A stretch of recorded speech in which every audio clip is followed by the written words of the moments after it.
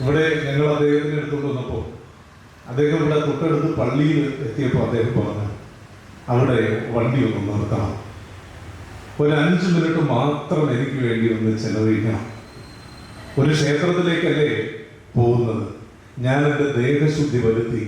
ഞാനൊന്ന് നിസ്കരിച്ചിട്ട് വരട്ടെ എന്ന് പറഞ്ഞ വലിയ മനസ്സുണ്ടല്ലോ. ഒരു ക്ഷേത്രത്തിലേക്കല്ലേ പോണത്,